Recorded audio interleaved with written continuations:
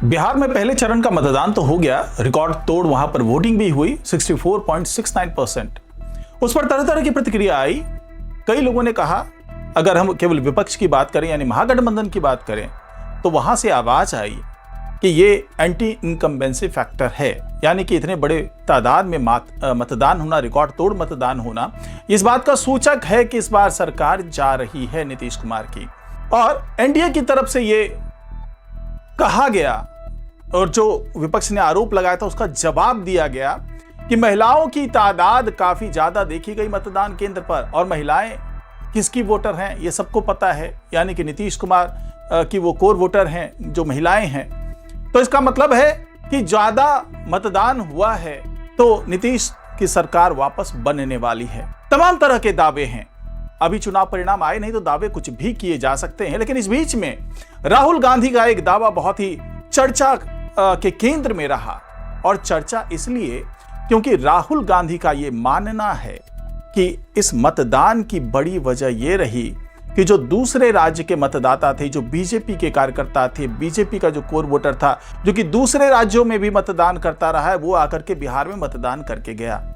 यानी कि प्रवासी बिहारी जो हैं, जो दो जगह रजिस्टर्ड हैं, ऐसा आरोप लगाया राहुल गांधी ने, उन्होंने मतदान किया यहां पर, इसलिए ज्यादा वोटिंग हुई है। इसके अलावा उन्होंने एक बार फिर जिस तरीके से वोट चोरी का आरोप लगाया और वोट चोरी के केंद्र में जैन जी को भी सामने लेकर के आए और जैन जी के बारे में तमाम बातें कही कि क्यों जैन जी का अब जगना जरूरी है, उससे एक बड़ा ही संवेदनशील संदेश गया है राजनीतिक गलियारे में। और यही वजह है कि चिराग पासवान सामने आए, साथ ही उनकी पार्टी के जो अरुण भारती हैं, जो कि सांसद भी हैं जमुई से, वो भी सामने आए और उन्होंने साफ साफ कह दिया कि ये हार की हताशा राहुल गांधी के चेहरे पर झलक रही है, और अगर उनको ऐसा लगता है कि कुछ घोटाला हो रहा है, वोट चोरी हो रही है, तो वो कोर्ट क्यों नहीं चले जाते। इसके अलावा चिराग पासवान ने कुछ ऐसी बातें कही है जिसने राहुल गांधी के तमाम दावों की पोल खोल करके रख दी है, यानी कि राहुल गांधी के चक्रव्यूह का कह लीजिए या जो तमाम दावे करते हैं उसका पर्दाफाश कर दिया है चिराग पासवान ने। तो कौन से वो दावे हैं और किस तरीके से जैन जी के बारे में चर्चा हो रही है इस वोट चोरी और मतदान के दौरान, इस पर चर्चा होगी आज के इस वीडियो में। इस वीडियो को आखिर तक जरूर देखिएगा। नमस्कार, मैं हूं डॉक्टर सुरजीत सिंह और आप देख रहे हैं YBN बिहार झारखंड। अगर आपने अभी तक इस चैनल को सब्सक्राइब नहीं किया तो सब्सक्राइब कर लीजिए, और अगर आपको ये वीडियो अच्छा लगे तो इसको लाइक कीजिए, शेयर कीजिए और कमेंट जरूर कीजिए। तो लगातार राहुल गांधी इस तरह के दावे कर रहे हैं। दावा वोट चोरी का, हरियाणा से बात करते हैं, मतलब हरियाणा के बारे में बताते हैं, प्रेस कॉन्फ्रेंस करते हैं दिल्ली में। उसके बाद वो आते हैं मुद्दे पर, जब एक तरफ मतदान हो रहा होता है तो दूसरी तरफ वोट चोरी का मुद्दा गरमाया होता है। बिहार चुनाव में भी वोट चोरी के आरोप लगाए जाते हैं, तमाम उदाहरण दिए जाते हैं। यह अलग बात है कि उनमें से कई दावे फेल होते हुए नजर आ रहे हैं, क्योंकि जिस व्यक्ति को, जिस गांव को, जिस घर को दावे के केंद्र में रख करके राहुल गांधी ने तमाम आरोप लगाए, वही गांव, वही घर, वही व्यक्ति इस दावे को झुठलाता हुआ नजर आया। अब सवाल यह उठता है कि राहुल गांधी बार बार ये वोट चोरी का आरोप क्यों लगा रहे हैं। और इतना ही नहीं, उन्होंने यह भी आरोप लगा दिया कि भाई दूसरे राज्य से मतदाता आते हैं, बीजेपी उन्हें लेकर के आती है और उनको वोट दिलवाती है। यहां पर जो प्रवासी बिहारी हैं वो आकर के यहां पर वोट डालते हैं, इसलिए इतना ज्यादा जो बम्पर वोटिंग की बात है वो नजर आती है। तो क्या राहुल गांधी अब ये मान चुके हैं कि बम्पर वोटिंग बीजेपी के फेवर में गई? क्योंकि आरोप तो यही है राहुल गांधी का। तो क्या ये जो बम्पर वोटिंग है वो एनडीए के फेवर में गया और एनडीए की सरकार फिर से बन सकती है? और इस हार को पहले से ही राहुल गांधी ने स्वीकार कर लिया, क्योंकि एक तरफ तेजस्वी यादव भी यही कहते नजर आते हैं कि जो बीजेपी और एलजेपी-आर के जो कोर वोटर हैं, जो इनके कार्यकर्ता हैं, वो जेडीयू के फेवर में ना तो प्रचार कर रहे हैं और ना ही उनके फेवर में उन्होंने पहले चरण में मतदान किया। तो क्या वो नीतीश कुमार के ऊपर भी डोरे डालना चाहते हैं? क्या वो इसमें फूट की बात कह करके, मतलब एनडीए में फूट की बात करके, एनडीए के अंदर मतभेद की बात करके वो एक तरीके से नैरेटिव सेट करना चाहते हैं? लेकिन इन तमाम चीजों के केंद्र में एक ही चीज नजर आती है, जो कि बार बार चिराग पासवान दावा कर रहे हैं कि यह हार की हताशा दिख रही है राहुल गांधी के बयानों में। अब आते हैं दूसरी तरफ कि राहुल गांधी ने जैन जी को क्यों केंद्र में रखा। राहुल गांधी यही दावा करते हैं, बिहार के बारे में दावा करते हैं कि बिहार में चोरी के वोट से सरकार बनाई है, ये जैन जी को मुझे बताना है। साथ ही वो ये भी आरोप लगाते हैं कि जैन जी को मुझे ये बताना है कि पीएम मोदी चोरी के वोट से प्रधानमंत्री बने हैं देश के। तो ये तमाम संगीन आरोप हैं और इन आरोपों को जो राजनीतिक गलियारे में जो विशेषज्ञ बैठे हुए हैं, जो राजनेता जुड़े हुए हैं, जो विपक्ष के लोग हैं महागठबंधन के लिए, यानी कि जो बीजेपी के नेता हैं, जेडीयू के नेता हैं, जो तमाम वो लोग हैं, वो इसे जोड़ करके देख रहे हैं और ये दावा भी करते हैं कि क्या राहुल गांधी जैन जी को भड़काना चाहते हैं। लोकतांत्रिक तरीके से महागठबंधन की सरकार नहीं बनती है, लोकतांत्रिक तरीके से कांग्रेस केंद्र में सरकार नहीं बना पाती है, तो क्या वो एक बार फिर यहां पर यह दर्शाना चाहती है, जिसकी एक झलक लद्दाख में भी देखने को मिली थी। तो क्या ऐसा कुछ करना चाहते हैं जैसा नेपाल में हुआ, जैसा बांग्लादेश में हुआ, जैसा श्रीलंका में हुआ? क्या इस तरह का कोई सीन क्रिएट करना चाहते हैं राहुल गांधी? क्योंकि लगातार जिस तरीके से वो जैन जी और युवा की बात कर रहे हैं, उससे एक ही बात समझ में आ रही है कि वो इन सब के लिए पूरे सिस्टम को जिम्मेदार ठहराना चाहते हैं। उन्होंने साफ साफ ये भी कह दिया है कि चुनाव आयोग के जो आयुक्त हैं, तीनों पर सवाल खड़े किए गए, चाहे मुख्य आयुक्त हो चाहे बाकी के 2 आयुक्त हैं, उन पर निशाना साधा राहुल गांधी ने और कहा कि ये तमाम गड़बड़ी के केंद्र में ये तीनों अधिकारी हैं और ये तीनों अधिकारी बीजेपी से मिले हुए हैं और केंद्र सरकार के इशारे पर इस तरह का काम कर रहे हैं और जैन जी को इनसे पूछना चाहिए कि ऐसा क्यों हो रहा है। तो क्या राहुल गांधी जैन जी को उकसाने की कार्रवाई कर रहे हैं?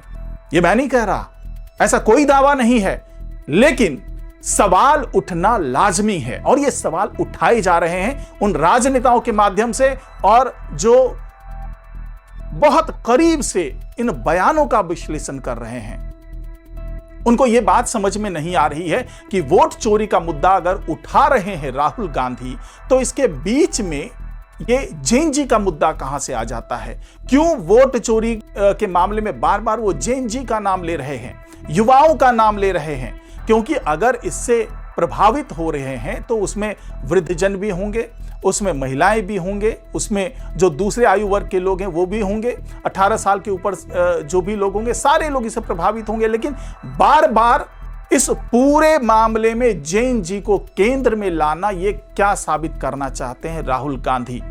और यही सवाल उठाया है चिराग पासवान ने। चिराग पासवान ने साफ तौर से कह दिया कि राहुल गांधी के पास अगर कोई साक्ष्य है तो वो कोर्ट क्यों नहीं जाते हैं? अरुण भारती ने भी यही बात कही है, जो कि वो भी एलजेपीआर के जमुई से सांसद हैं। उन्होंने भी यही बात कही कि अगर आपको ये दिक्कत लग रहा है तो काहे नहीं चले जाते हैं कोर्ट? कोर्ट जाने में क्या दिक्कत है? चुनाव आयोग ने भी ये कहा था कि अगर आपको कहीं गलती नजर आती है, कहीं आपको लगता है कि गड़बड़ी हुई, तो आप एक एफिडेविट पे अपना दावा कीजिए और एफिडेविट दायर कीजिए और चुनाव आयोग के पास भी अपना दावा कीजिए और कोर्ट में भी जाइए। दिक्कत कहां है?